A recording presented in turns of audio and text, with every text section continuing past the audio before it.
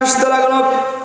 সাহাবী বলেন ও জাআলা ফারাসুহু ইয়ানফিরা, মেঘমালা আস্তে আস্তে যখন নিচ দিকে নেমে আসতে লাগলো, ওই যে দুটি রশি দিয়ে একটি ঘোড়া বাঁধা ছিল, আমার ভাইয়েরা সাহাবী বলেন ঘোড়াটা মেঘের এই অন্ধকার আসন্ন এই খণ্ড দেখে ঘোড়াটা যেন পালিয়ে যেতে চায়, ঘোড়া যেন পলায়ন করতে চায়, ছোটাছুটি করা শুরু করে দিল।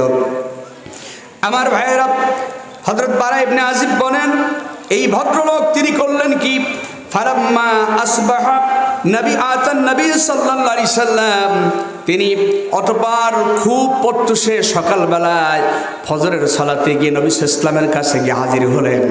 আল্লাহর নবীর কাছে গিয়ে বললেন সব ঘটনা, ফাযাকারা যালিকা লাহু ফাকালা, সব ঘটনা নবীজিকে খুলে বললেন, ইয়া রাসূলুল্লাহি আমি সূরা কাহফ তেলাওয়াত করতেছিলাম আর আমার বাড়ির উপর এক খণ্ড মেঘ এসে আমার বাড়িটাকে ঘিরে ফেললো। এরপরে দেখি তাদুনু মেঘখণ্ড আস্তে আস্তে আমার বাড়িটার নিচ দিকে নেমে আসতে লাগলো। জোরে বলুন আল্লাহু আকবার। ফাকালা, নবী সাল্লাল্লাহু আলাইহি ওয়াসাল্লাম বললেন, কলিজার টুকরা নবী বললেন, তিলকাস সাকিনাতু তানাজ্জালাত বিল কোরআন। আল্লাহর নবী বললেন আমার কলিজার টুকরা সাহাবী শোনো, এটি আর কিছুই নয়, এটি হচ্ছে আল্লাহ রাব্বুল আলামিনের রহমতের সাকিনা, মানে সাকিনা রহমত। কারণ হলো তুমি যে কোরআনে কারীম তেলাওয়াত করেছো, এই কোরআনে কারীম তেলাওয়াতের কারণে আল্লাহ পাক তোমার বাড়িটা রহমত দিয়ে ঘেরাও করে ফেলেছে। জোরে বলুন আল্লাহু আকবার। পড়তেছিল কোন সূরা বলেন এবারে? সূরা আল কাহফ। জি, এটা একটা ক্লাস, আমি পড়াচ্ছি না, আমি আপনাদের কাছ থেকে শিখবো। আমি ব্যক্তিগতভাবে এভাবেই কথা বলার চেষ্টা করি, লা ফাকর, কোনো যোগ্যতা নেই, কোরআন হাদিস পড়ি, লেখালেখি করি, কথা বলার চেষ্টা করি, সারা দেশে কম বেশি আলহামদুলিল্লাহ কথা বলি। তা আমি আপনাদের শেখাতে আসি নাই, আমি আপনাদের কাছ থেকে শিখবো। কথা বলতে গিয়ে, উপস্থাপন করতে গিয়ে, গবেষণা করতে গিয়ে আমি শিখবো আপনাদের কাছ থেকে। আল্লাহ আমাদেরকে সকলকে শিখবার নিয়তে এবং সহিভাবে আমলের নিয়তে বসে থাকার তৌফিক দান করুন। জোরে বলুন আল্লাহুম্মা আমিন। সেই বরকতময় সূরা সূরা আল কাহফ থেকে এখন প্রশ্ন আসতে পারে, এরকমই আরেকটি হাদিস মুসলিম শরীফে, আমি ওদিকে যাচ্ছি না, মুসলিম শরীফে উসাইদ ইবনে হুদাইর রাদিয়াল্লাহু তাআলা থেকে একটা হাদিস আসছে, বিখ্যাত সাহাবী, সেটা আর সূরা আল বাকারার ব্যাপারে আসছে। এরকম একটি হাদিস, যে বাইরে ঘোড়া বাঁধা ছিল, এরকম একটি হাদিস। এই জন্য কেউ না বুঝে প্যাঁচ মারবেন না। এটি হচ্ছে সহিহ বুখারীর 5111 নম্বর হাদিস। এটার রাবি হচ্ছে হযরত বারা ইবনে আজিব রাদিয়াল্লাহু তাআলা আনহু। সুতরাং শুধু তাই না, নবী সাল্লাল্লাহু আলাইহি ওয়াসাল্লামের কলিজার টুকরা একজন সাহাবী বলেছেন, এই সূরা আল কাহফের প্রথম 10 আয়াত যে ব্যক্তি মুখস্থ করবে এবং এর শিক্ষা বাস্তব জীবনে আমলের জন্য চেষ্টা করবে, আল্লাহ রাব্বুল আলামিন দাজ্জালের সেই ভয়াবহ ফিতনা থেকে আল্লাহর সেই বান্দাকে হেফাজত করবে। সুবহানাল্লাহ বলবেন না? রাবি বলেন না প্রথম কি শেষ 10, এরকম তিনি বর্ণনায় বলেছেন যে শেষ 10 আয়াত হতে পারে। এই জন্য আজকে সূরা আল কাহফের এত গুরুত্বপূর্ণ কথা, এই সূরা কাহফে আসেটা কি আমরা জানতে চাই, বলুন ইনশাআল্লাহ। ভাইয়েরা আমার, আসুন এই সূরা আয়াতে কারিমা নাজিলের ব্যাকগ্রাউন্ড আমরা একটু শুনি।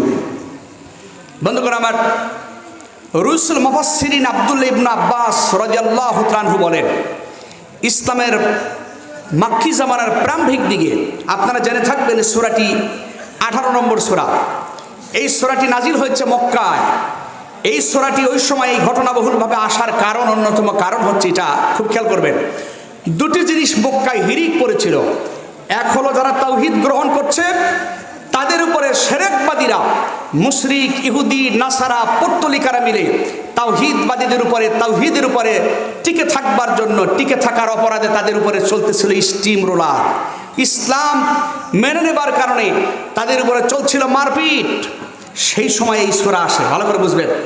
আরেকটি কারণ হলো, একদিকে আপনার আমার প্রিয় নবী মুহাম্মদুর রাসূলুল্লাহ সাল্লাল্লাহু আলাইহি ওয়াসাল্লাম জাতির লোকদেরকে বোঝাতে ছিলেন এই জীবন না, এরপরে আরেকটা জীবন আছে।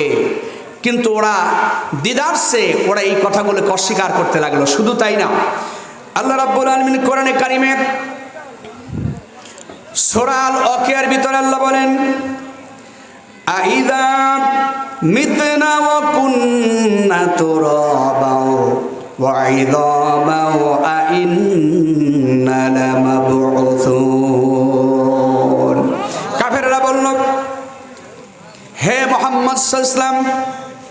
মানুষ মরে যাবে, মরে যাওয়ার পর মানুষের এই হাড় হাড্ডি মাটির সাথে মিশে যাওয়ার পরে এরপরেও কি আবার আমাদেরকে জাগানো হবে?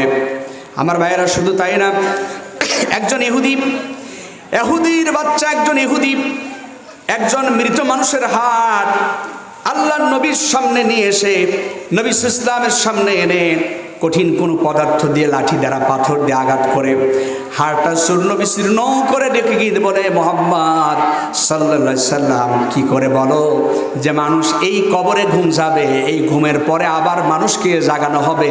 এই তো হাড় ভেঙে ফেললাম, চূর্ণ বিচূর্ণ হয়ে গেল, কেমনে মানুষ জাগবে? আল্লাহ রাব্বুল আলামিন কোরআনে কারিমে বলেন, আল্লাহ পাক তার রাসূলকে ঘোষণা দিতে বললেন।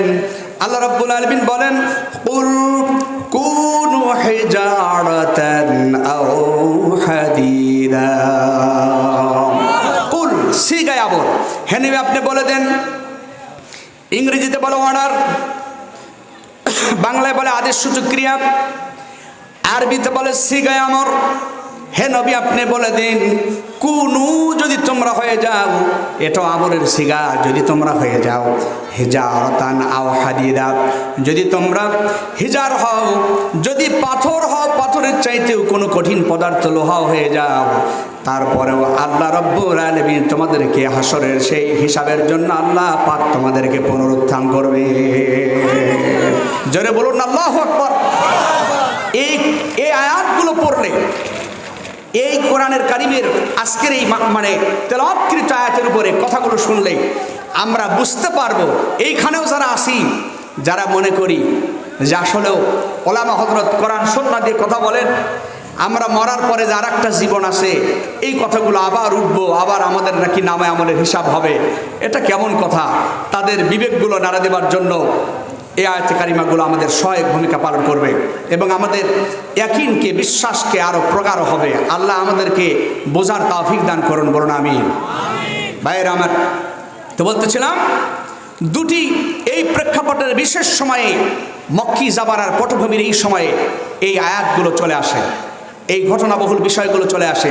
তাহলে সূরা আল কাহাফে কি স্পিরিট আছে, কি গতি আছে, কি ঘটনা আছে সেখানে, যেই গতির কারণে, যেই ঘটনার কারণে, যে অসাধারণ কথামালার কারণে এক জমা থেকে আর এক জমা পর্যন্ত নূর হবে হৃদয়ের মধ্যে। জোরে বলুন আল্লাহু আকবার। রইসুল মুফাসসিরিন আব্দুল্লাহ ইবনে আব্বাস রাদিয়াল্লাহু আনহু বলেন, মুহাম্মদ সাল্লাল্লাহু আলাইহি ওয়াসাল্লামের আন্দোলনকে স্তব্ধ করে দেওয়ার জন্য কাফির মুশরিকেরা বুদ্ধি আটলো। সামারিজ করছি শানে নজুলটা। তারা বুদ্ধি এটে বলল, ইহুদি পণ্ডিতদেরকে বলল, তোমরা মুহাম্মদ সাল্লাল্লাহু আলাইহি ওয়াসাল্লামের কাছে যাও, মুহাম্মদ সাল্লাল্লাহু আলাইহি ওয়াসাল্লামকে গিয়ে বলো, মুহাম্মদ সাল্লাল্লাহু আলাইহি ওয়াসাল্লামকে গিয়ে তিনটি প্রশ্ন করো, তিনি তাওহীদের দাওয়াত দিচ্ছেন, তিনি নাকি নবী, নাউজুবিল্লাহ, তিনি নাকি নবী, এই কথা তিনি মানুষের মাঝে বলছেন। তোমরা গিয়ে যাও, গিয়ে বলো, যেহেতু তোমরা ইহুদি আলেম, তোমাদের কিতাবাদিতে আগের পূর্বকার অনেক ঘটনাই আছে, তোমরা গিয়ে এই তিনটি প্রশ্ন মুহাম্মদ সাল্লাল্লাহু আলাইহি ওয়াসাল্লামকে ঠেকানোর জন্য করো। কয়টি প্রশ্ন? জোরে বলেন, কয়টি? তিনটি প্রশ্ন করো। একটি হলো কি, আসহাবে কাহাফ কারা? গুহার এক শ্রেণীর তাওহীদকে মেনে নেবার কারণে, শিরকিয়াতের মূলে কুঠারাঘাত এনে, শিরকিয়াতের সমাজকে ভেঙে তছনছ করে দিয়ে আল্লাহর তাওহীদ প্রতিষ্ঠার জন্য এক শ্রেণীর যুবকেরা তাওহীদের উপরে টিকে থাকার জন্য ঈমান নিয়ে হিজরত করে একটি গুহার মধ্যে চলে গিয়েছিল, আশ্রয় নিয়েছিল। সেই যুবকদের ইতিহাসকে আপনি বলুন। তো নবী সাল্লাল্লাহু আলাইহি ওয়াসাল্লামের তো ঘটনা তো অনেক আগের। তো নবী সাল্লাল্লাহু আলাইহি ওয়াসাল্লাম আল্লাহ জানালে তো জানবেন, কথা বলেন ঠিক কিনা? আল্লাহ জানালে তো জানবেন, আর আল্লাহ তাআলা চাইলে অবশ্যই তার নবীকে জানাবেন। জোরে বলুন সুবহানাল্লাহ। ভাইরা আমার, দ্বিতীয় নম্বর হলো, প্রশ্ন করলো যে ন্যায়পরায়ণ একজন শাসক ছিল বাদশাহ জুলকারনাইন, তার ইতিহাস আপনি বলুন। এরপরে তৃতীয় নম্বর হচ্ছে রূহ কি, আত্মা কি। তা আসলেও আমাদের দুটি বিষয়ের উপর আজকের আলোচনা নয়, আজকের আলোচনা হচ্ছে আজকের যুবকেরা যারা আজকে এই মাহফিলের আয়োজন করেছ, শুধু এই মাহফিলের আয়োজন করলে হবে না, শুধু এই যুবকগুলো নয়, আমরা যারা এখানে এসেছি, বসেছি, আগামী দিনে তাওহীদের সমাজ প্রতিষ্ঠার জন্য, আল্লাহর একত্ববাদের সমাজ প্রতিষ্ঠার জন্য, তাওহীদ সুস্পষ্ট করার জন্য শিরকিয়াতের বলে কুঠারাঘাত এনে শিরকিয়াতের সমস্ত কিছু তছনছ করে দিয়ে আমার ভাইরা নৈতিক শৃঙ্খলার উপরে থেকে আল্লাহর তাওহীদকে স্পষ্টভাবে লালন করে মুহাম্মদ সাল্লাল্লাহু আলাইহি সাল্লামের রীতিনীতি পথ পদ্ধতি অনুযায়ী আমরা কাজ করব আল্লাহর একত্ববাদকে সামনে রেখে, তাহলে আমাদের আমল আল্লাহর দরবারে গ্রহণযোগ্য হবে। সুবহানাল্লাহ বলেন। ভাইরা আমার,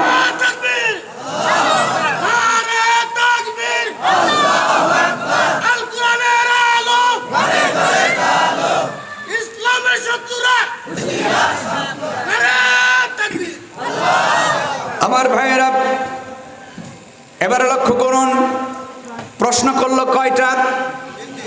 তিনটি প্রশ্ন। আল্লাহর নবী মুহাম্মদ সাল্লাল্লাহু আলাইহি সাল্লাম তিনি অসতর্ক হেতু নবীজি আমার বলে ফেললেন, কারণ নবীদের অসতর্ক হচ্ছে এটা আমাদের জন্য শিক্ষা। এরপরে আল্লাহ পাক নবীদেরকে সতর্ক করার জন্য আয়াতে কারিমা দিয়ে আল্লাহ সতর্ক করে দিয়েছেন। সুবহানাল্লাহ বলেন। আল্লাহর নবী বললেন, তোমরা যারা এসছো এই তিন প্রশ্নের জবাব জানার জন্য, তোমরা আগামীকালকে এসো। আগামীকালকে, এদিকে তাকান, আগামীকালকে এসো। আগামীকালকে আসলে ইনশাআল্লাহ তোমাদেরকে বলে দেব এই ঘটনাগুলোর উত্তর। কিন্তু নবীজি, মজার ব্যাপার হলো নবীজি ইনশাআল্লাহ বলতে নবীজি ভুলে গেলেন। কি বলতে ভুলে গেলেন?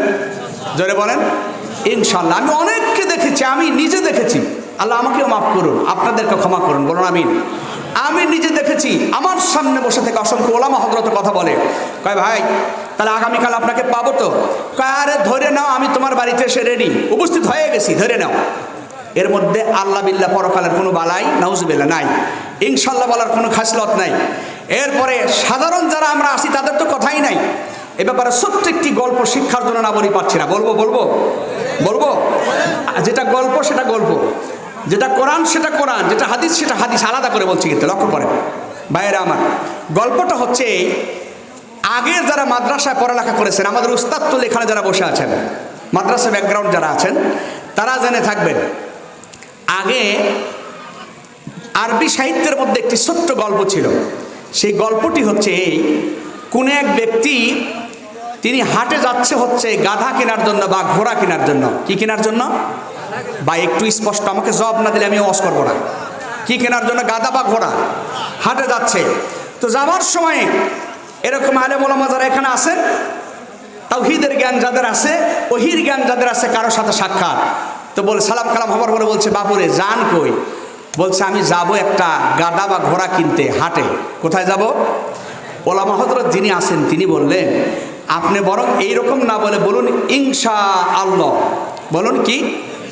ইনশাআল্লাহ আমি একটি ঘোড়া কিনতে যাব হাটে, আপনি এরকম বলুন। তো উনি বললেন, কি মজার ব্যাপার, আজীব তো, টাকা আমার পকেটে, গাধা হলো হাটে, টাকা মেরে দিলে গাধা চলে আসবে আমার বাড়ির ঘাটে। এইখানে আবার নাউজুবিল্লাহ বলে নিলাম ইনশাআল্লাহ, এর আবার বালাই টালাই কি? তো তিনি চলে যাবার পরে হাটে চলে গেছেন। আপনারা বলেন, এই বেড়া চতুর বাজারে, চতুর হাটের অনেক গল্প শুনেছি, নিজেদেরও স্বজন প্রিয়জন দিয়ে একজন, মানে বেড়া বলতে কথা না, কিন্তু চোরদের কোনো ধর্ম কর্ম নাই, বেড়ার মানুষ না, তারা হতে পারে অন্যরকম কেউ, এটার সাথে যারা সম্পৃক্ত সেটা ভিন্ন কথা। আপনারা আলহামদুলিল্লাহ কোরআন প্রিয় তাওহীদবাদী মানুষ, লক্ষ্য করুন। তো অনেকে আসে না, 2 আঙুল দিয়ে এরকম পকেটে তোলে, বোঝেন তো নাকি? আবার মাঝে মাঝে বেলেট দিয়েও কাটে। তো যিনি গাধা কিনতে গেছেন, আস্তে করে বেলেট দিয়ে অথবা 2 আঙুলের কাজ করার পরে পকেট থেকে যা ছিল পয়সাপাতি সব কিছু নিয়ে গেছে। নিয়ে যাবার পরে মনটা খারাপ না ভালো? কথা কান না কেন? কোন কিছু হারালে ভালো লাগে তো নাকি? হারালে ভালো লাগে? খারাপ মনটা। রাস্তা দিয়ে আসছে, আসার পরে রাস্তা দিয়ে আসার সময় ভদ্রলোকের সাথে আবার দেখা, ওলামা হযরতের সাথে। তিনি বললেন যে, কি ভাই আপনার ঘোড়া কই? কয় যে আর বলবেন না হুজুর। কি যে বলেন, আমি ইনশাআল্লাহ যখন হাটের মধ্যে ঢুকলাম তখনও আমার পকেটে ইনশাআল্লাহ টাকা। কি? তখনও পকেটে ইনশাআল্লাহ টাকা। তো বেশ কিছুক্ষণ পরে হুজুর ইনশাআল্লাহ দেখি আমার পকেটটা ফাঁকা, এর মানে পকেটে টাকা নাই। তারপরে হুজুর বলেন মনটা কীরকম খারাপ হয় ইনশাআল্লাহ। তারপরে এখন আর আমি কোনো কিছু কেনাকাটা না করে বাড়ির দিকে ফিরছি ইনশাআল্লাহ। এখন আপনারা বলেন, হারানোর পরে যদি দাঁড়ায় থাকে ইনশাআল্লাহ বলি, তাহলে কি হবে? ভবিষ্যৎ প্রত্যেকটি কাজের জন্য কোনো মুমিন এমন কথা বলতে পারে না আগামীকাল আমি করব। অবশ্যই ভবিষ্যৎ কাজের জন্য আপনি বলবেন, আপনাকে বলতেই হবে যে আল্লাহ যদি চাহেন আগামীকাল করব। সুবহানাল্লাহ বলবেন না? আর জোরে বলুন না একটু, আল্লাহু আকবার। আমার ভাইরা, আপনি বলবেন ইনশাআল্লাহ ভাই আগামীকাল আমি চেষ্টা করবো আপনাকে এটা দেবার, আমি আসবার। আর বিশেষ করে যুবক ভাইরা যারা আছে, অসংখ্য বাইক অ্যাক্সিডেন্ট হয়, মানুষেরা বিভিন্ন প্রক্রিয়ার মধ্যে দিয়ে চলে যায়। এই জন্য প্রত্যেকটি পরিভাষা আমরা দেখুন, শুক্রবার বলা যায় কোনো সমস্যা নেই, কিন্তু যদি আপনি ইয়াউমুল জুমা বলেন, জুমাবার বলেন, সেক্ষেত্রে আপনি কোরআন এবং সুন্নাহর লফজুল ওয়ার্ড আপনি উচ্চারণের কারণে এর জন্য আলাদা ভার্সু সব আপনার নামায় আমায় আল্লাহ দিয়ে দেবে। সুবহানাল্লাহ। আমার ভাইয়েরা, আল্লাহ রাব্বুল আলামিন তার নবীকে বললেন, আয়াতে কারিমা এসে গেল, জিবরাইল আমিন আসলেন। জিবরাইল আমিন এসে আল্লাহ রাব্বুল আলামিনের হাবিবকে আল্লাহ তাআলা বলেন, জিবরাইল আমিন এসে বললেন, আল্লাহ তাআলা বলেন, ওয়ালা তাকুলান্না লিশাইইন ইন্নী ফাইলুন যালিকা গাদান ইল্লা আইয়াশা আল্লাহ। জোরে বলুন আল্লাহু আকবার। হে নবী, আগামীকাল ভবিষ্যতের জন্য কোনো কাজ যখন আপনি করবেন, কশিন কালেও কোনোভাবে আপনি কথা বলবেন না যে আমি এটি আগামীকাল করব বা আগামীকাল বলবো। হে নবী, বরং আপনি বলবেন আল্লাহ যদি চাহেন ইনশাআল্লাহ আগামীকালকে আসো, আগামীকালকে আসলে তোমাদেরকে আমি এই কথা বলবো। জোরে বলুন সুবহানাল্লাহ। আমি আপনি তো কি সলিমউদ্দিন খান, বিশ্বনবী সাল্লাল্লাহু আলাইহি সাল্লামের এই অসতর্ক মিস্টেক, এটুকুন আল্লাহ পাক তার হাবিবকে সতর্ক করে দিয়ে, জানিয়ে দিয়ে গোটা বিশ্ববাসীর জন্য শিক্ষাপ্রদ ঘটনা করে দিয়েছেন। চিৎকার করবেন আল্লাহু আকবার। ভাইয়ের আমার, এই জন্য এটা একটা শিক্ষা আমরা পেলাম যে যে কোনো কাজ ভবিষ্যতের জন্য 3 মিনিট পরেও যা করব, তাও আমরা বলবো ইনশাআল্লাহ করব। মন থাকবে আমাদের? মন থাকবে? তাও বলতে হবে ইনশাআল্লাহ। বলেন ইনশাআল্লাহ। জি ইনশাআল্লাহ, মনে থাকবে ইনশাআল্লাহ। এবার আসুন ভাইরা আমার, তারপরে জিবরাইল আমিন আসলেন। আসার পরে বেশ কয়েকদিন হয়ে গেল, মাঝখানে ওহী নাজিল বন্ধ ছিল। ওহী নাজিল যখন শুরু হলো, ওহী নিয়ে জিবরাইল আমিন আসলেন। আসার পরে এই কথাগুলো বললেন। এবার আসুন সেই যুবকেরা কারা ছিল, আজকের যুবকেরাও যারা আছো, মাহফিলের আয়োজন যারা করেছ, আর তোমরা যারা এখানে মাহফিল এখানে যারা মানে যুবকেরা বসে আছো, বয়োবৃদ্ধ মুরব্বীরা সহ, আমি আপনাদেরকে বিনয়ের সাথে বলবো, অনুরোধ করে বলবো, ওই যুবকগুলো তাওহীদ প্রচার করতে গিয়ে, আল্লাহর একত্ববাদের প্রচার করতে গিয়ে সেই যুবকেরা কষ্টের সম্মুখীন হয়েছিলেন, তারপরে বাতিলের কাছে মাথা নত করে নাই। সামনে কথা আসবে, লক্ষ্য করুন আমার ভাইয়েরা। আল্লাহ রাব্বুল আলামিন কোরআনে কারিমের মধ্যে বলেন, আল্লাহ তাআলা সূরা কাহফের 13 নম্বর আয়াতে আল্লাহ রাব্বুল আলামিন স্পষ্ট করে সুন্দর করে আল্লাহ তার রাসূলকে জানাই দিলেন। আল্লাহ রাব্বুল আলামিন বলেন, নাহনু নাকুসসু আলাইকা নাবাআহুম বিল হক ইন্নাহুম ফিতয়াতুন আমানু বিরাব্বিহিম ওয়াজিদনাহুম হুদা। হে নবী, আমি আপনাকে যথাযথভাবে সেই বালকদের গুরুত্বপূর্ণ খবর নাবা বলা হয়, সেই খবরকে আমার ভাইয়েরা, সকল খবর, সব সংবাদী খবর, সেখানে সত্যও থাকতে পারে, মিথ্যা থাকতে পারে। আর নাবা বলা হয় সেই খবরকে, যেই খবরের ভিতরে মিথ্যার কোনো সন্দেহের কোনো লেশমাত্র থাকতে পারে না। এই জন্য কোরআনে কারিমে একটা সূরা আছে, সেই সূরার নাম হলো সূরা নাবা। সূরা নাবা গুরুত্বপূর্ণ, তথ্যবহুল যে সংবাদ আল্লাহ পাক মেসেজ দিয়েছেন। There is no doubt in the holy Quran, যে কোরআনের মধ্যে বিন্দুমাত্র কোনো সন্দেহ নাই, সন্দেহের অবকাশ নেই। জোরে বলুন চিল্লায় সুবহানাল্লাহ। ভাইরা আমার, আল্লাহ তার রাসূলকে বলেন, হে নবী, যথাযথভাবে সেই যুবকদের কাহিনী আপনাকে আমি শোনাচ্ছি। তারা ছিল সত্যবাদী যুবক। ইন্নাহুম, নিশ্চয় তারা, ইন্না হচ্ছে হরফে মুসাব্বাবিল ফাইল, হুম এটি হচ্ছে প্রোনাউন, জমির। আমার ভাইরা প্লুরাল, তারা ছিল বেশ কয়েকজন যুবক। আল্লাহ পাক বলেন আমানু, তারা ঈমান আনয়নকারী যুবক ছিল, তারা তাওহীদের উপরে থাকা যুবক ছিল, তারা শিরকবাদী ছিল না। চিল্লায় বলুন সুবহানাল্লাহ। আমার ভাইরা, আল্লাহ রাব্বুল আলামিনের হাবিবকে আল্লাহ পাক ডেকে বললেন, হে নবী, ওরা ছিল ঈমানদার কয়েকজন যুবক, আর তাদের অপরাধ ছিল তারা ঈমান আনয়ন করেছিল। আল্লাহ রাব্বুল আলামিন বলেন শুধু ঈমান এনেছিলই না, আল্লাহ পাক বলেন ওয়াজিদনাহুম হুদা, আমি আল্লাহ তাদের হিদায়াতের পথে আরো বেশি করে ধাবিত করি। এর মানে ঈমান যে এনেছিল, এই তাওহীদ তাদের কাছে স্পষ্ট করে দেই, তাওহীদের মজা তারা বুঝে ওঠে, যার কারণে তাওহীদকে সামনে রেখে শিরকিয়াতের বিরুদ্ধে গিয়ে তাওহীদের জন্য যদি তাদেরকে শুলির মঞ্চে চড়তে হয় তারপরেও চড়বে। এই জন্য আমি আল্লাহ রব্বুল আলামিন তাদেরকে আমি আল্লাহ হিদায়াতের দরজা বাড়াই দিলাম। জোরে বলুন সুবহানাল্লাহ। আমার ভাইয়েরা, এরপরে এই যুবকগুলোর ব্যাপারে বিশ্ববিখ্যাত তাফসীর ইবনে কাসির রাহমাতুল্লাহ আলাইহি বলেন, সেই যে এলাকাটা ছিল রোমের বিশেষ একটি এলাকা, সেই এলাকার নাম ছিল আফসোস নগর। আমার ভাইয়েরা, মুফাসসির ইকরাম কিছু কিছু মুফাসসির বলেছেন, আর সেইখানে শিরক মিশ্রিত শিরকিয়াতের আবাদ করত। শিরকিয়াতের উপরে থেকে একজন জালিম, আমার ভাইয়েরা, বাদশা, তিনি ক্ষমতা নিজে লালন করে ক্ষমতার দাপট দেখিয়ে মানুষের উপরে জুলুম নির্যাতন করত। সেই জালিম বাদশার নাম ছিল তাতিয়ানুস, আর কিছু কিছু তাফসীর বলেছে তাকে বলা হয়েছে দাকিয়ানুস। ভাইয়েরা আমার, রোমের সম্রাট দাকিয়ানুস, এই দাকিয়ানুস তার এলাকাটাকে শিরকিয়াতের আবাদ করে ভরে ফেলল। সমস্ত মানুষগুলোকে, সব মানুষগুলোকে তার সামনে আইন, তার ব্যক্তিগত আইন, মানুষের বানানো আইন মানার জন্য সকলকে চাপ প্রয়োগ করলো। কিন্তু এই কয়েকজন যুবক যারা ছিল, এরা দাকিয়ানুসের গোলাম ছিল না। আমার ভাইয়েরা, এরা ওই এক আল্লাহকে মানতেন, আল্লাহ রব্বুল আলামিনের প্রতি দাসত্ব স্বীকার করেছিলেন, তাওহীদের মানে তারা ঘ্রাণ পেয়েছিলেন। জোরে বলুন সুবহানাল্লাহ। আমার ভাইয়েরা, পূর্বের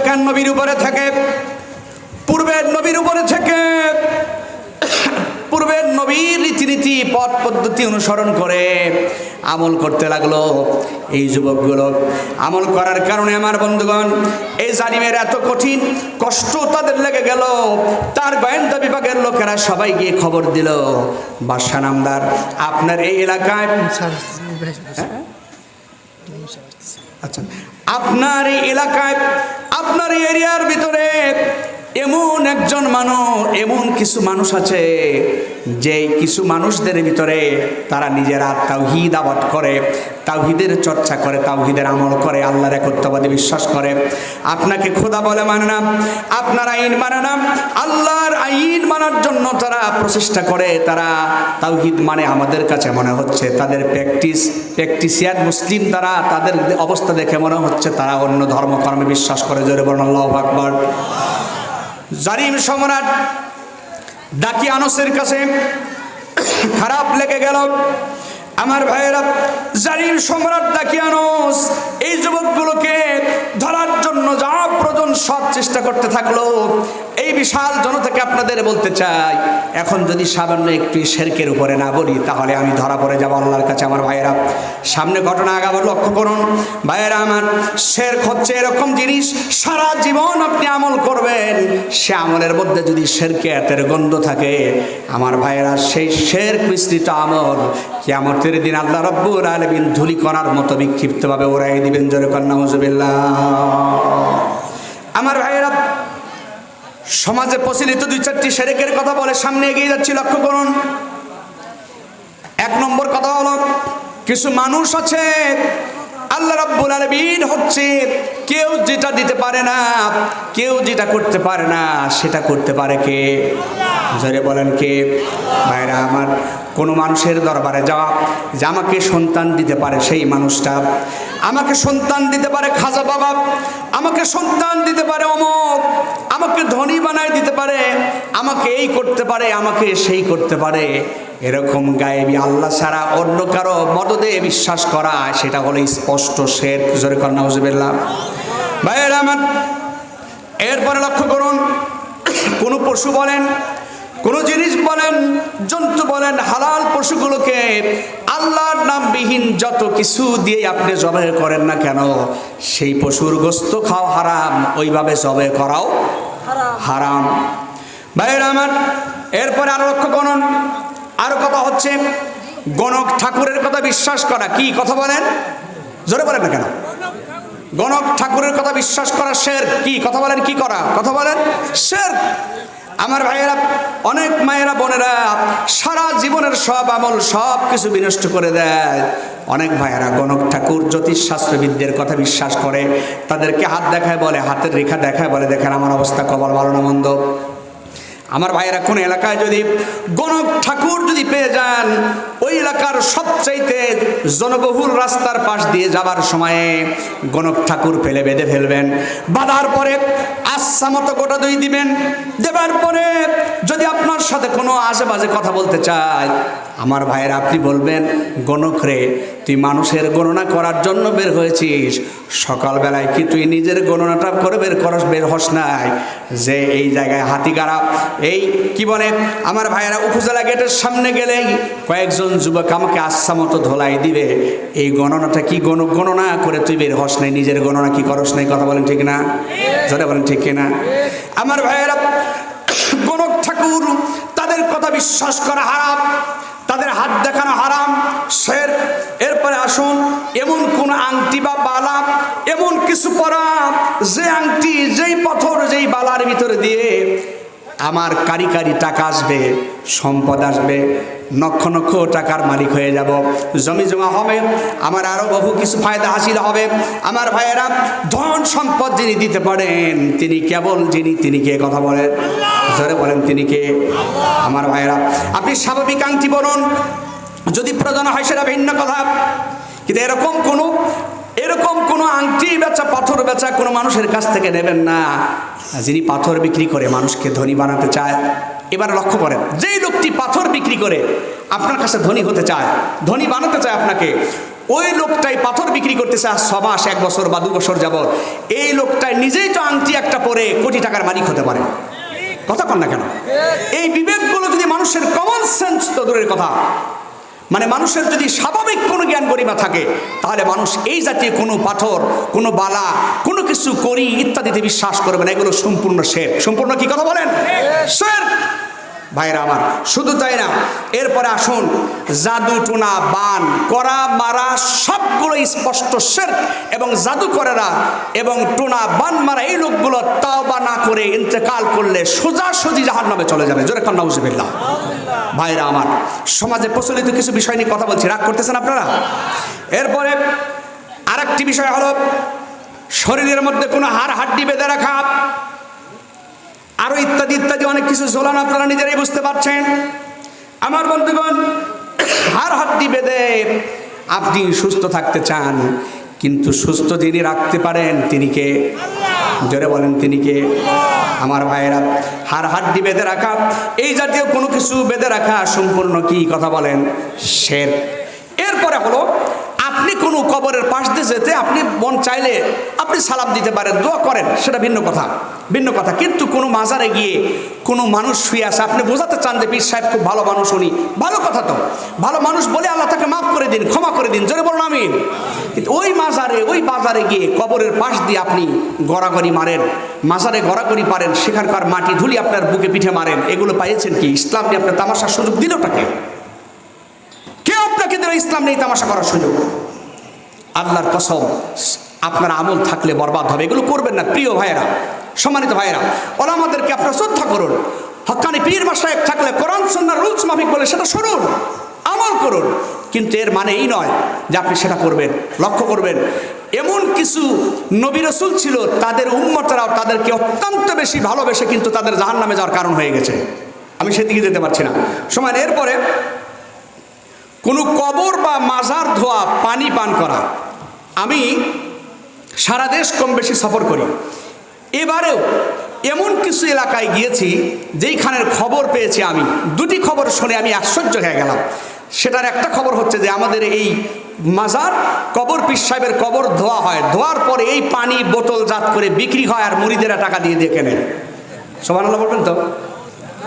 যাক আলহামদুলিল্লাহ, জাগ্রত জনতা ধরে কোন নাউজুবিল্লাহ, আর ধরে হবে চিল্লায় নাউজুবিল্লাহ। ভাইয়েরা আমার, শুধু তাই না, আর একটি খবর, মায়েরা যারা আছেন প্যান্ডেলে আর আমরাও যারা এখানে আছি শিক্ষার জন্য বলছি, লক্ষ্য করুন। সেই খবরটি হলো, আমাকে বললেন ওইখানের ইমাম যিনি, অধিকাংশ ইমাম এবং খতিব সাহেবেরা মিথ্যার আশ্রয়গুলো নেবেন না, আর প্রয়োজন কি তাদের। আমাকে ওইখানের ইমাম এবং খতিব যিনি, তিনি বললেন, তিনি বেশ কয়েক বছর আগে থেকে পরিচিত আলহামদুলিল্লাহ, তিনি বললেন যে হুজুর, এই জায়গার একটি হাই স্কুল আছে, সেই হাই স্কুলের পাশে বেশ কোনায় মানে একটা মানে একদম চিপায় একটা দোকান আছে। ওই দোকানদারের কাছে গিয়ে জানলাম সবচাইতে বেশি ওই দোকানে সিগারেট বিক্রি হয় হচ্ছে মেয়েদের কাছে। কার কাছে? মেয়েদের কাছে। খুশি হওয়ার কারণ নাই। অনেকে আবার মুরব্বীরা বলবেন কি ওয়াজ শুরু করলো। হ্যাঁ, অধিকাংশ কলেজ ইউনিভার্সিটিগুলো শুধু ছেলেরাই নয়, অসংখ্য মেয়েরা 25 থেকে 30% মেয়ে প্রায় ড্রাগ অ্যাডিক্টেড হয়ে যাচ্ছে। যেরকম নাউজুবিল্লাহ।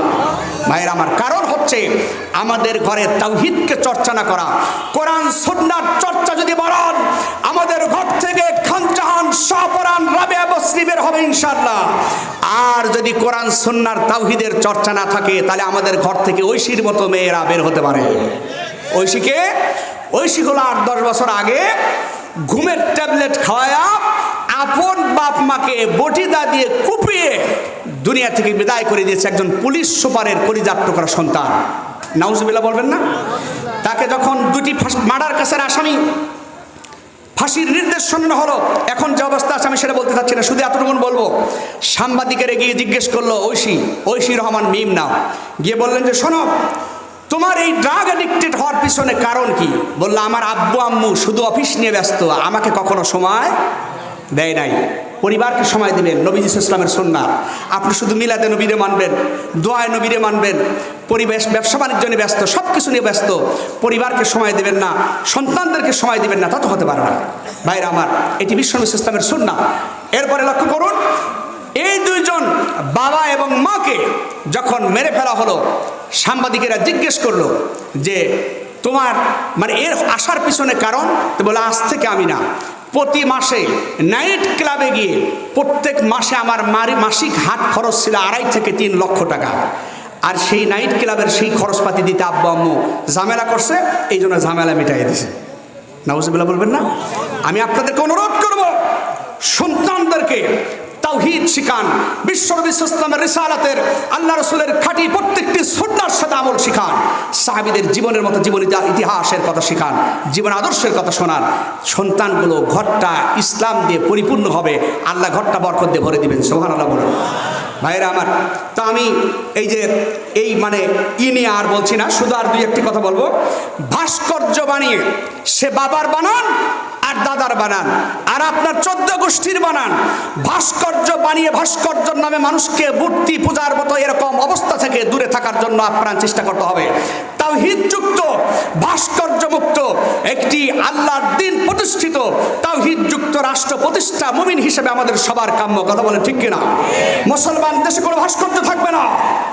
ভাস্কর্য বা মূর্তি পূজা করবে তারা যারা মুশরিক, যারা অমুসলিম ভাই তারা পূজা করবে। মুসলমানদের সাথে মূর্তির এবং ভাস্কর্যের কোনো সম্পর্ক থাকতে পারে না। ভাইরা আমার, এরপরে হচ্ছে শহীদ মিনারে ফুল দিতে যাওয়া। আমি জানি আমাকে আপনারা ভিন্নভাবে নেবেন কথাগুলো। শহীদ মিনারে ফুল দিতে যাওয়া, শহীদেরা যারা আমাদের প্রেরণার ভাটিঘর, আল্লাহু আকবার বলেন। সমস্ত শহীদদের আমাদের সম্পদ। আল্লাহ রাব্বুল আলামিন 1971 সালে এদেশটাকে স্বাধীন করতে গিয়ে যারা শাহাদাত বরণ করেছে, 2024 পর্যন্ত সব শহীদের আমাদের সম্পদ। আল্লাহ শহীদদেরকে তার দরবারে কবুল করুন। কিন্তু এদেরকে ফুল দিয়ে বরণ করার কোনো সিস্টেম ইসলামে নাই। এটা করবেন শিরক। আমার ভাইয়েরা, এরপরে মঙ্গল প্রদীপ জ্বালানো। এমনি মুসলমান যদি কোরআন সুন্নাহ লালন করে, কোরআন সুন্নাহ চর্চা করে, আল্লাহ রাব্বুল আলামিন মুসলমানের জীবনের আল্লাহ পাক সর্বশ্রেষ্ঠ মঙ্গল, আল্লাহ কল্যাণ মুসলমানকে দান করবেন। জোরে বলুন আল্লাহু আকবার। মঙ্গল প্রদীপ জ্বালায়া তামাশা করার নাম ইসলাম নয়, এটার সাথে ইসলামের কোনো সম্পর্ক নেই। এরপরে আসুন, পীরকে মাশায়েখকে আলেম ওলামাকে ভালোবাসতেই পারেন কোরআন সুন্নাহর কারণে, ভাসুন যেটুকুন বাসা যায়, যেটুকুন বাসা যায় কোরআন সুন্নাহর রুলস মাফিক বাসুন। কিন্তু দূর থেকেই পীরকে মনে মনে মোরাকাবা মুশাহাদা করে স্মরণ করা, ডাকা, এগুলো সম্পূর্ণ ইসলামের সাথে সংঘর্ষ, মানে সাংঘর্ষিক। ভাইরা আমার, আমি তো বলেছি যে আপনি মানুন, শ্রদ্ধা করুন, আপনি সম্মান করুন, আপনি হাদিয়ে দেন, হাদিয়ে নেন, কোনো সমস্যা নেই, সুন্নাহ কায়দায় নেন। কিন্তু এগুলো করা যাবে না। দূর থেকে ডাকা, দূর থেকে হৃদয়ের মধ্যে স্মরণ করা। কেবলমাত্র হৃদয়ে জাগরুক হবে যার জিকির, তিনি কে? কথা কন না কেন? এবং এই জিকির শকর, জিকির এবং শকর কবুল করাতে যার দরুদ পড়বেন, সালাম পড়বেন বেশি বেশি, তিনি হচ্ছে মুহাম্মদুর রাসূলুল্লাহ। জোরে বলুন সাল্লাল্লাহু আলাইহি ওয়াসাল্লাম। ভাইরা আমার, আমার বন্ধুগণ, যে কথা বলতেছিলাম, এবারে প্রশ্ন আসতে পারে, আব্দুল হাকিম সাহেব আপনি কোথায় পেলেন এগুলো? এই কথা যদি করি, এগুলো করি, আল্লাহ কি কোথাও নিষেধ করেছেন? কোরআনে কারিমের শিরকের ব্যাপারে ভুরি ভুরি কথা রয়েছে। আমি শুধু দুটি আয়াত শুনিয়ে সামনে এগিয়ে যাচ্ছি আমার ভাইয়েরা। আল্লাহ রাব্বুল আলামিন কোরআনে কারিমে সূরা আল কাহফের 110 নম্বর আয়াতে আল্লাহ তাআলা বলেন, ফামান কানা ইয়ারজু লিকা রাব্বিহি ফালইআমাল আমালা সালিহাও ওয়ালা ইশরিক বিইবাদাতি রাব্বিহি আহাদা। রব্বুল আলামিন বলেন, যে বাজারা ওই আমার সাথে সেই পরকালে সাক্ষাতের আশা রাখো, তারা যেন ভালো ভালো আমল করে, আমলে সলে করে, নেক নেক কাজ করে, ভালো ভালো আমল করে, আর আমার সাথে ইবাদত করতে গিয়ে আমি আল্লাহর সাথে যেন কাউকে অংশী স্থাপন না করে, শিরক না করে। জোরে কোন সুবহানাল্লাহ। আল্লাহ আমাদেরকে এটা মানার তৌফিক দান করুন, বলুন আমিন। কিন্তু যদি করেন, এরপরেও যদি করেন যে কিছুই মানব না, আপনি যা বললেন বললেন করবেন, এরপরে ঘোষণা শোনেন, আল্লাহ রাব্বুল আলামিন আমার ভাইয়েরা সূরা ফুরকানের 23 নম্বর আয়াতে আল্লাহ তাআলা বলেন, ওয়া কাদিমনা ইলা মা আমিলু মিন আমালিন ফাজআলনাহু হাবাআম মানসুরা। আল্লাহ পাক বলেন, কিয়ামতের দিন হাসরবাসীদের সেই ময়দানে আমার সামনে যখন সকলের আমলগুলো এভাবে নিয়ে আসবো, যাদের আমলগুলো তাওহীদ শূন্য হবে, এর মানে যাদের আমলগুলো তাওহীদ শূন্য, আমল আছে ঠিক কিন্তু তাওহীদ শূন্য, এর মানে শিরক দিয়ে ভরা, এরকম আমল যাদের আছে, আল্লাহ রাব্বুল আলামিন বলেন তাদের আমল নামাগুলো হাবাআম মানসুরা। আল্লাহ রাব্বুল আলামিন বিক্ষিপ্ত ধূলিকণার মতো করে আল্লাহ পাক তাদের আমলগুলো উড়াইয়ে দিবে। নাউযুবিল্লাহি মিন যালিক। আল্লাহ পাক শিরকিয়াত যুক্ত কাজ থেকে, শিরক যুক্ত কাজ থেকে আমাদেরকে হেদায়েত এবং হেফাজত করুন। জোরে বলুন আমিন। আমার ভাইয়েরা, বন্ধুগণ আমার, ওই কয়েকজন যুবক যাদের কথা বলতেছিলাম, আসহাবে কাহফের সাথীরা, আমার বন্ধুরা, এই কয়েকজন যুবক তাওহীদের সমাজ প্রতিষ্ঠার জন্য তারা কাজ করতেছিলেন। জালিমের কাছে যখন খবর চলে গেল, জালিম বললেন তাড়াতাড়ি করে খুব দ্রুত তাদেরকে ধরে আমার কাছে তোমরা নিয়ে আসো। আমার ভাইয়েরা, কয়েকজন যুবককে ধরে নিয়ে যাওয়া হলো। বন্ধুগণ আমার, অ্যারেস্ট করে নিয়ে যাওয়া হলো। বন্ধুরা আমার, কোনো অপরাধ নাই, অপরাধ শুধু একটাই, কেবলমাত্র সেই ওয়াহদাহু লা শারীকা লা, সে একত্ববাদে আল্লাহর তাওহীদকে মেনে নিয়ে আল্লাহর সামনে সিজদা অবনত হওয়া, আল্লাহর তাওহীদকে সামনে রেখে ইবাদত করা, আল্লাহর তাওহীদকে মেনে নেওয়া ছিল যুবকদের অপরাধ। আমার ভাইয়েরা, আমার বন্ধুগণ, লক্ষ্য করুন, এই অপরাধে অপরাধী হয়ে মুমিন হচ্ছে তারা, এই অপরাধী হয়ে 1000 বার যদি ফাঁসির কাস্টে ঝুলতে হয়, 1000 বার ফাঁসির কাস্টে ঝুলতে রাজি আছি, তারপরেও আল্লাহর তাওহীদ থেকে বিন্দু মাত্র সময়ের জন্য বিচ্যুত হতে রাজি না। এই কথা বলে ঠিক কিনা? আমার একটা স্বপ্ন পূরণ করো ও গো দয়াময়, তোমার পথে চলতে গিয়ে, তোমার কথা বলতে গিয়ে মরণ যেন হয় আমার। তোমার কথা বলতে গিয়ে, তোমার গান গাইতে গিয়ে মরণ যেন হয় আমার। একটা দোয়া কবুল করো ও গো দয়াময়, তোমার পথে চলতে গিয়ে, তোমার কথা বলতে গিয়ে মরণ যেন হয় আমার। তোমার কথা বলতে গিয়ে মরণ যেন হয়। জোরে বলুন আমিন। আমাকে শহীদ করে সেই মিছিলে শামিল করে নিও, যে মিছিলের নেতা আমির হামজা, খুবাইব খাব্বাব ছিলেন যারা তোমার অতি প্রিয়। আমাকে শহীদ করে মোদেরকে কবুল করে সেই মিছিলে শামিল করে তুমি নিও। জোরে বলুন আমিন। ভাইয়েরা আমার, আমার বন্ধুগণ, এই যুবকগুলোকে ধরে নিয়ে তাদের জিজ্ঞাসাবাদ করলাম, তোমরা কারা, কোন দিন তোমরা পালন করো আমার এই রাষ্ট্রের মধ্যে থেকে, আমার এই আফসোস নগরের মধ্যে থেকে? ইবনে কাসিরের বর্ণনা, তোমরা নাকি এরকম এরকম করো, কার বিধান মানো? আল্লাহ তাআলা কোরআনে কারিমের মধ্যে বলেন, রাষ্ট্রীয় তদানীন্তন সেই রাষ্ট্রীয় পাওয়ার, সেই পাওয়ারের সামনে সামান্য কয়েকজন যুবক বেকারভাবে সেখানে দাঁড়িয়ে না থেকে আল্লাহ তাআলা বলেন, রব্বুল আলামিন কোরআনে কারিমের সূরা কাহফের 14 নম্বর আয়াতে আল্লাহ তাআলা বলেন, ওয়ারাবাতনা আলা কুলুবিহিম ইয কামু ফাকালু রব্বুনা রব্বুস সামাওয়াতি ওয়াল আরদ। জোরে বলুন আল্লাহু আকবার। আল্লাহ বলেন, আমি তাদের কলবের ভিতরে, তাদের অন্তরের ভিতরে আমি আল্লাহ তাদের অন্তরটাকে দৃঢ় বানিয়ে দিলাম, তাদের সাহসের সঞ্চার করে দিলাম। সুবহানাল্লাহ বলেন। ওই যুবকদের ভিতরে, তাদের ভিতরে কনফিডেন্স তৈরি করে দিলাম, আরো বেশি করে বিশ্বাস জন্মাই দিলাম, তাদের হৃদয়টা শক্ত হয়ে গেল। ঈদ কমু, তারা সোজা হয়ে জালিমের সামনে সোজা হয়ে দাঁড়ায় গেল। সুবহানাল্লাহ বলেন। আর জোরে বলুন সুবহানাল্লাহ। ভাইরা আমার, সোজা হয়ে জালিমের সামনে দাঁড়ায় গেল। আল্লাহ বলেন ফাকালু, এরপরে তারা সবাই বলল, আমরা তো সেই মহান স্রষ্টার, সেই রবের ইবাদত করি যিনি আকাশ সমূহ এবং জমিন সমূহের স্রষ্টা, সে আল্লাহর ইবাদত করি, তোমার কোনো গোলামি আমরা করি না। সুবহানাল্লাহ বলেন। আর জোরে বলুন সুবহানাল্লাহ। ভাইরা আমার, সাহস নিয়ে দাঁড়ায় গেল তদানীন্তন রাষ্ট্রীয় পাওয়ারের সামনে যুবকগুলো।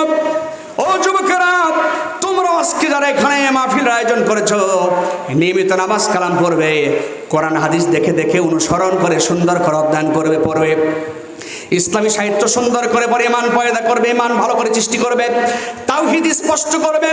আগামী দিনে আমার দেশের এই স্বাধীন সার্বভৌম এই দেশটাকে বাঁচাবার লক্ষ্যে যে কোনো আল্লাহর দ্বীনের যে কোনো আন্দোলনে তোমাদেরকে শ্রেষ্ঠ ভূমিকা পালন করতে হবে। আমার ভাইয়েরা, 2024-এ আমাদের যুবকেরা সেই ভূমিকা পালন করে দেখিয়ে দিয়েছে। কথা বলেন ঠিক না? যারা বলেন ঠিক কিনা? আমার ভাইয়েরা বলতে গিয়ে বলে স্যার দেখেন, যেটাকে মারি শুধু ওইটাই মরে, আরগুলো একটা পিছায় না। জোরে কন্যা আল্লাহু আকবার। কারণ হলো আমার বন্ধুগণ, কোন ট্যাগে আর কাজ হয় নাই, কোন আজেবাজে ট্যাগ দিয়ে সে আন্দোলন দমন করা যায় নাই। কারণ তৌহিদ প্রিয় জনতা দলমত নির্বিশেষে সবাই রাস্তায় নেমে এসে আমার ভাইরা যেই ট্যাগ লাগায় আমার দেশের পুলিশ ভাইদের কোনো, আমি মনে করি আমভাবে পুলিশ ভাইদের আমভাবে দোষ নাই, কিছু খাস যারা আছে তাদের কথা ভিন্ন। আমার ভাইরা, আমি যে কথা বলতেছি লক্ষ্য করেন ভাইরা আমার, তাদেরকে ভুল তথ্য দিয়ে বিভিন্নভাবে বিভিন্ন প্রক্রিয়ায় কষ্ট দেওয়া হয়েছে।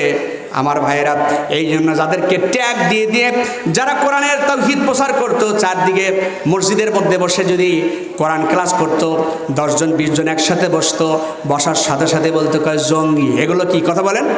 জঙ্গি, গোপন মিটিং, বিভিন্ন কিছু করে অ্যারেস্ট করাই দিল। যাদেরকে আপনি রাজাকার বলালেন, স্বৈরাচার বলালেন, যাদেরকে জঙ্গি বলালেন, সবার কণ্ঠে 30-35-এর উপরে বছর বয়স নাই, সবার কণ্ঠে স্লোগান ঘোষিত হতে লাগলো। এই স্লোগান আমার না, এই স্লোগান আপনার না, এই স্লোগান ছিল তাওহীদবাদী সেই যুবকদের। যুবকদের স্লোগান ছিল 2024-এ তুমি কে আমি কে, কথা কয় না? এটা কি আপনার স্লোগান? আমি শুধু বলতেছি মাত্র তুমি কে আমি কে। রাজাকার রাজাকার কয়, কে বলেছে কে বলেছে? স্বৈরাচার স্বৈরাচার। আমার ভাইয়েরা, আজ আবার যুবকদের আলো স্লোগান হলো আবু সাইদ মুগ্ধ, শেষ হয়নি যুদ্ধ।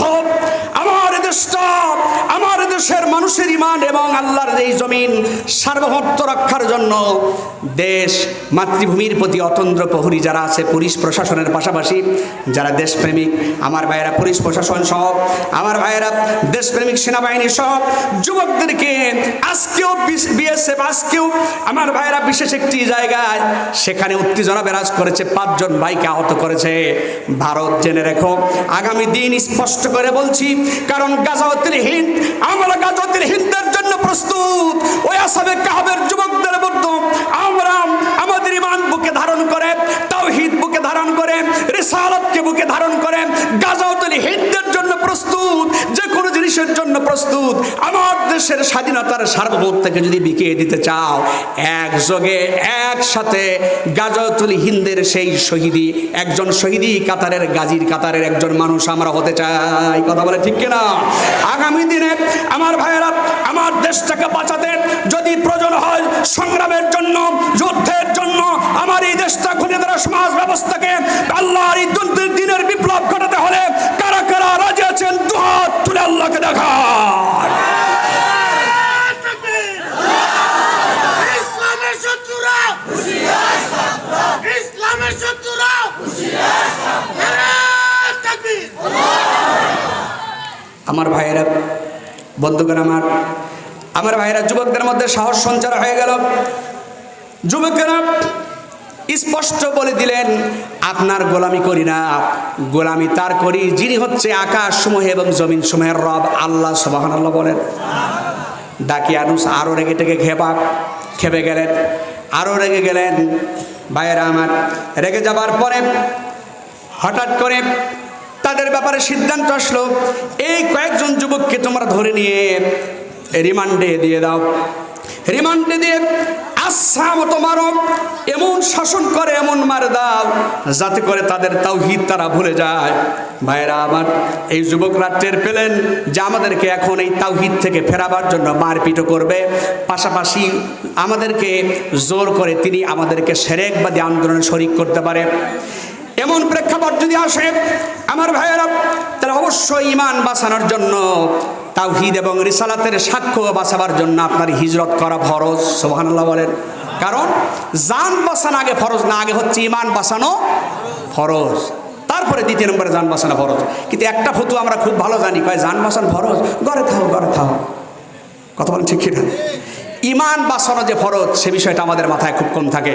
ভাইয়েরা আমার, যে কথা বলছিলাম, এই কয়েকজন যুবকের ব্যাপারে আল্লাহ রাব্বুল আলামিন সূরা কাহফের 16 নম্বর আয়াতে আল্লাহ বলেছেন, আল্লাহ রাব্বুল আলামিন বলেন, ওয়া ইযা আতাদালতুমুহুম ওয়া মা ইয়াবুদুনা ইল্লাল্লাহ ফাআউ ইলাল কাহফি ইয়ানশুর লাকুম রাব্বুকুম মির রাহমাতিহি ওয়া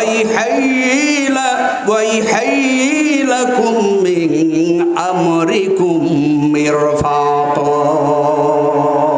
জোরে বলুন আল্লাহু আকবার। আল্লাহ পাক বলেন, ওরা যখন আলাদা হয়ে গেল, এর মানে হলো ওই যুবকগুলো এই শিরকবাদীদের আন্দোলনে নাই, স্পষ্ট বলে দিল, আমরা আপনার গোলাম নই। আমরা কার গোলাম? জোরে বলেন, কার গোলাম? যুবকেরা যখন বলার পরে আমার ভাইয়েরা, তাওহীদবাদী যুবকদের ব্যাপারে আল্লাহ বলেন, ওমা ইয়াবুদুনা ইল্লাল্লাহ, আল্লাহকে ছাড়া অন্য ধর্মের যারা ইবাদত করত তাদের থেকে এই যুবকরা যখন আলাদা হয়ে গেল, ফাআও, আল্লাহ বলেন নবীদের জন্য ব্যবহার হয় হচ্ছে ওহী। আমার ভাইয়েরা, নবীদের জন্য ব্যবহার হয় কি? কথা বলেন, ওহী। আর সাধারণ যারা আলেম ওলামা বলেন, পীর সাহেব বলেন, কোনো প্রাণীকুল বলেন, তাদের জন্য ব্যবহার হয় হচ্ছে আওহা। এই জন্য কোরআনে কারিমে সূরার ভিতরে বলেছেন, আমি মৌমাছিকে আমি সূক্ষ্ম ইশারা দিয়ে বুঝিয়ে দিলাম, তোমরা মানে মাসা নির্মাণের কি বলে বাসা নির্মাণ করো পাহাড়ের চুচুড়ায়, ঘরের কোণে। এরপরে তোমরা পাহাড়ের চুচুড়ায় বাসা নির্মাণ করো। আমি মৌমাছিকে ইশারা দিয়ে জানাই দিলাম। বলেন তো দেখি, মৌমাছি সেই ইশারা পেয়ে এখনো সেই মধুর চাক, যেটাকে গ্রাম্য ভাষায় আমরা বল্লা বলে থাকি, কি বলে থাকি, কথা কন না কেন, সেই বল্লা আল্লাহ পাকের সেই ইশারা পেয়ে এখনো সেই ইশারার ব্যত্যয় ঘটায় না। কথা বলেন ঠিক কিনা?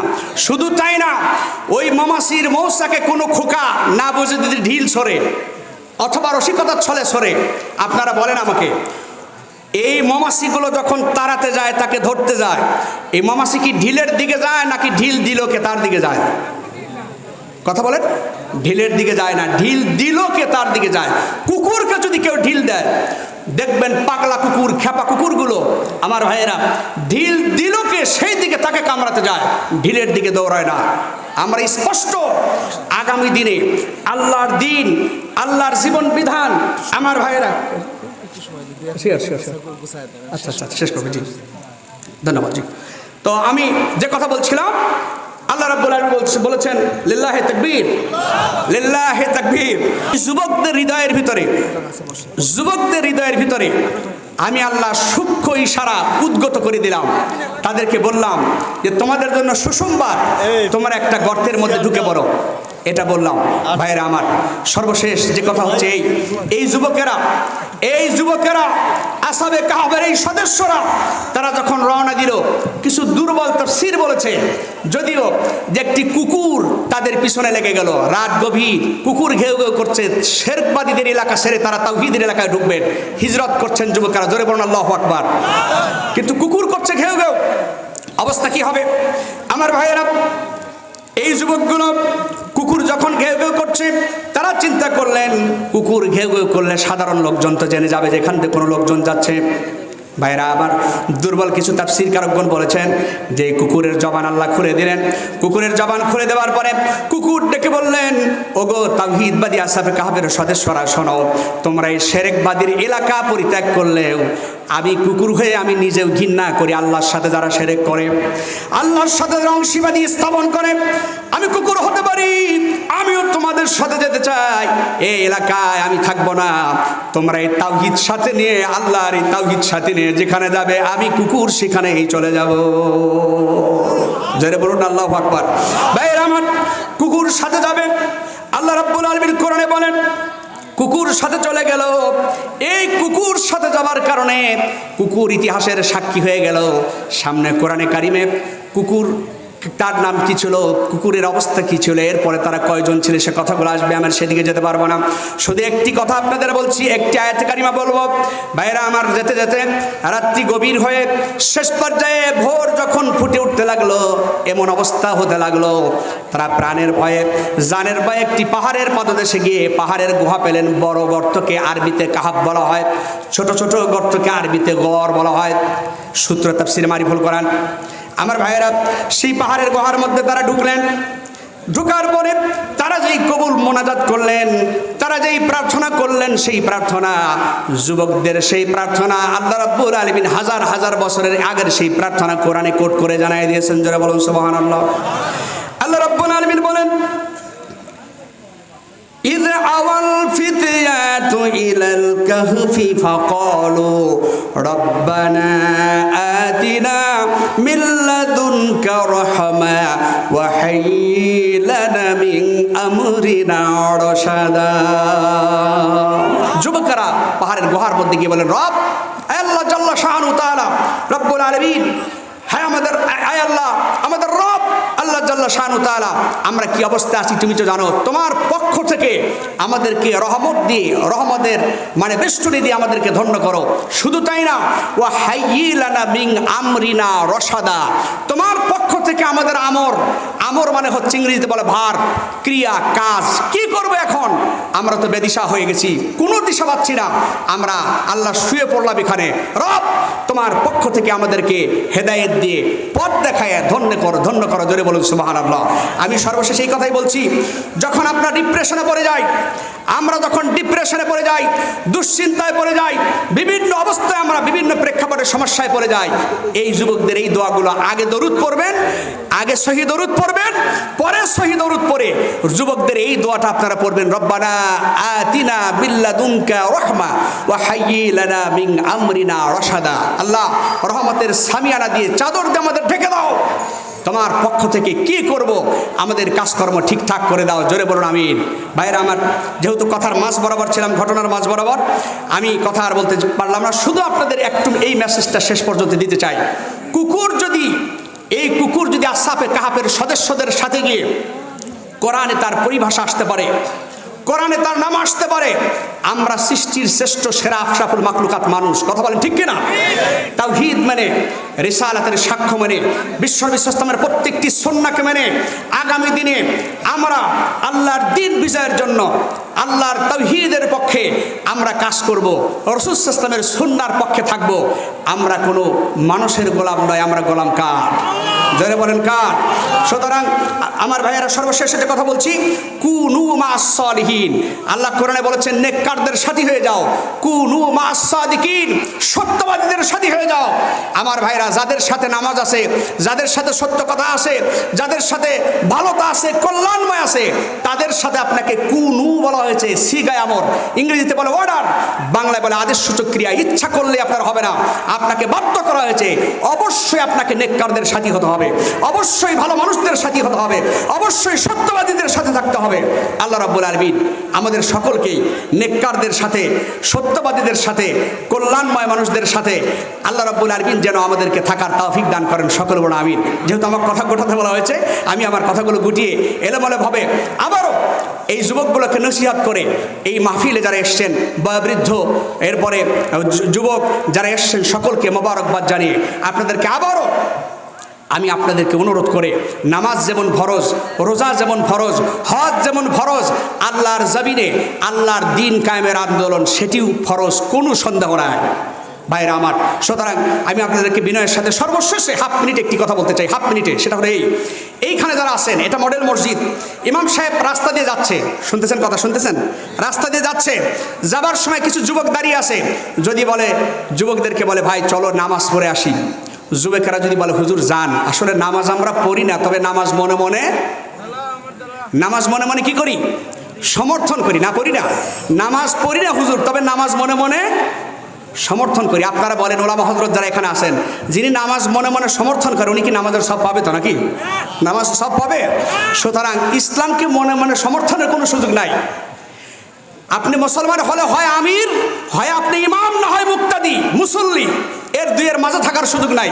হয় ইমাম, যোগ্যতা থাকলে লোকেরা আপনাকে ইমাম বানাবে, না হয় আপনাকে মুসল্লি হয়ে মুসল্লিদের কাতারে গিয়ে আল্লাহর গোলাম হতে হবে, বলুন সুবহানাল্লাহ।